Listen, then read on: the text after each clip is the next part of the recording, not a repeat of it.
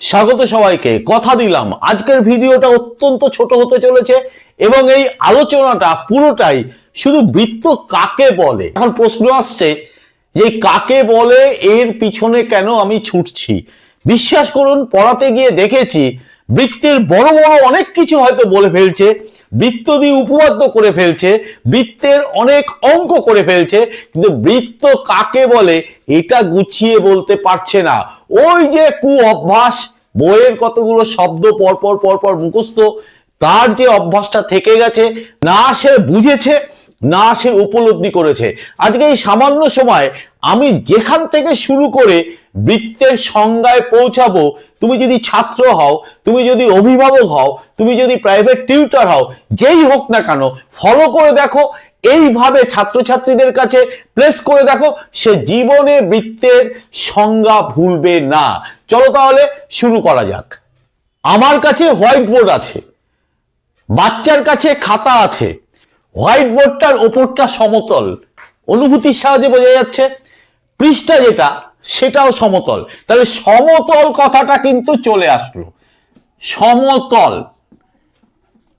এই সমতল কথা থেকেই তাহলে এই যে সমতল, এই সমতলের উপর কোনো জায়গাকে যদি আটকাতে চাই, তাহলে সেই জায়গার ভালো বাংলা হচ্ছে ক্ষেত্র।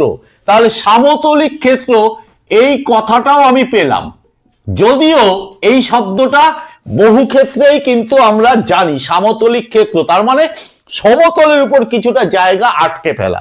এবার আমি বোর্ডের উপর একটা দাগ টানলাম, কোনো জায়গা আটকাতে পারলাম না, দুটো দাগ টানলাম, তাতে কি আটকানো সম্ভব না। যদি তর্কের খাতিরে যদি বাড়িয়েও দিই, এইভাবে যদি বাড়িয়ে দিই, একটা কোণ তৈরি করলো বড়জোর, এই দিকটা তো ফাঁকা। যদি বিচ্ছিন্নভাবে আর একটা যদি এরকম সরল রেখা যদি আঁকি, তাহলে কি জায়গাটাকে আটকানো গেল? তর্কের খাতিরে এখানেও আটকে দেওয়া যায় যদি বাড়িয়ে দেওয়া যায়। তাহলে আমার কোনো জায়গাকে আটকাতে গেলে মিনিমাম তিনটে আমার সরল রেখা দরকার। সরল রেখা, তার মানে সরল রেখা কথাটা পেলাম। তিনটে বাহু দ্বারা আমরা একটা সমতলকে আটকে ফেলতে পারি। এই ঘটনাটা চারটে সরল রেখা দ্বারাও হতে পারে, পাঁচটা হতে পারে, ছটা হতে পারে, সাতটা হতে পারে, এইভাবে এগোতেই থাকবে। কিন্তু তাকে যদি বলা হয় এইরকম বক্ররেখা দিয়ে যেটা দিক পরিবর্তন করছে, কোনো সমতলকে কি আটকানো যায়? দিব্যি যায়। সে বলবে হ্যাঁ, এই যে ঘুরিয়ে টাচ করলাম, তাহলে একটা বক্ররেখা, একটাই বক্ররেখা, একটা বক্ররেখা মাথায় রাখতে হবে, একটা বক্ররেখা। এই একটা বক্ররেখা দিয়ে কিন্তু আমরা একটা সমতলিক ক্ষেত্রকে কিন্তু আমরা আটকে ফেলতে পারি।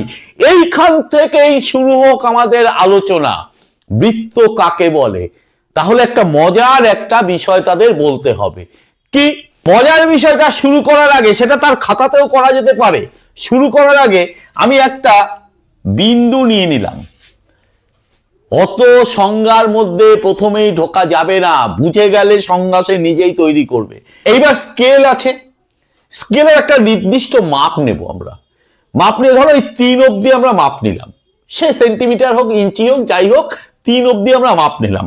তাহলে 3টা আমি এই জায়গাটায় ধরলাম, এই জায়গাটা একটা পয়েন্ট করতেই পারি, আবার এই দিকে একটা পয়েন্ট করতে পারি, করছি, আবার এই দিকে একটা পয়েন্ট তৈরি করতে পারি, সেটাও হলো, এইদিকে একটা পয়েন্ট তৈরি করতে পারি, সেটাও হলো, এটাও করতে পারি, চারিদিকে করতে পারি, যতটা সম্ভব করে দিলাম।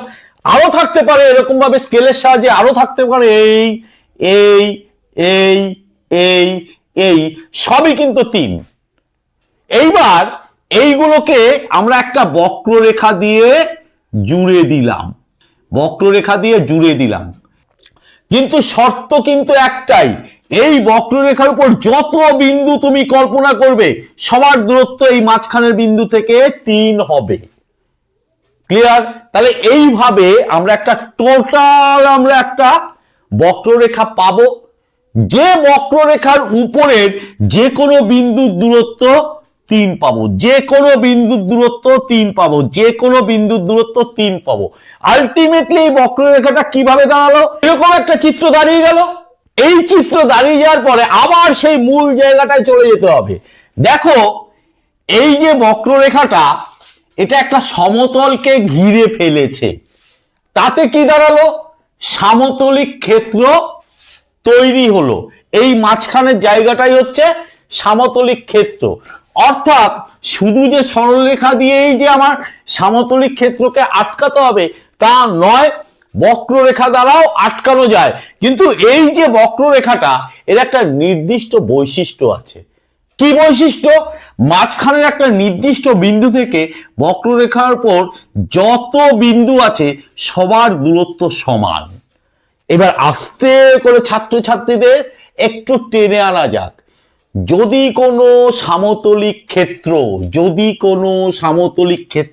এই যে সামতলিক ক্ষেত্র এমন একটি বক্ররেখা দ্বারা সীমাবদ্ধ থাকে, অসুবিধা নেই, যাতে একটা নির্দিষ্ট বিন্দু থেকে ওই বক্ররেখার উপর যতগুলো বিন্দু আছে তাদের প্রত্যেকটার দূরত্ব সমান হবে, তাহলে তাকে বৃত্ত বলা হবে। খুব কঠিন লাগলো? এইটাই তো বইতে ঘুরিয়ে পেঁচিয়ে সুন্দর করে লেখা আছে। আমি যদি উপলব্ধির মধ্যে আনি যে একটা বৃত্ত কাকে বলে, কতগুলো জিনিস দাঁড়ালো। একটা হচ্ছে নির্দিষ্ট বিন্দু, 2 নম্বর হচ্ছে বক্ররেখা, প্রসঙ্গক্রমে 3 নম্বরে সামতলিক ক্ষেত্রটা চলে আসবে, সামতলিক ক্ষেত্র, 4 নম্বর দূরত্ব সমান। দূরত্ব সমান কোথা থেকে? ওই নির্দিষ্ট বিন্দু থেকে। কার উপরে? ওই বক্ররেখার উপর প্রত্যেকটা বিন্দুর দূরত্ব সমান। তাহলে আবার সংজ্ঞাটাকে বলে দিই, কোন সামতলিক ক্ষেত্র যদি এমন একটি বক্ররেখা দ্বারা সীমাবদ্ধ থাকে যাতে একটা নির্দিষ্ট বিন্দু থেকে ওর উপরে যত বিন্দু আছে সবকটা বিন্দুর দূরত্ব সমান হবে, অর্থাৎ এইটা সমান এইটা, তাহলে তাকে বৃত্ত বলা হবে। বৃত্ত হয়ে গেল সংজ্ঞা। আজকের আলোচনার বিষয়বস্তু এটুকুই ছিল। এবার বৃত্তের অনেক কিছু আছে, সেই আলোচনা নিশ্চয়ই করা যাবে। আমি এন্ড স্ক্রিনে বৃত্ত সম্পর্কে যাবতীয় সবকিছু, বাকি যা আছে বৃত্তের সবকিছু দিয়ে দিচ্ছি, সেগুলো নিশ্চয়ই দেখে নেবে, দেখলে পরিষ্কার হয়ে যাবে।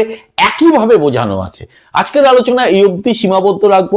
শুধু বলেছিলাম সংজ্ঞাটা বুঝে নিয়ে কিভাবে নিজে বানিয়ে বলা যায় সেটুকুর মধ্যেই সীমাবদ্ধ থাকবো।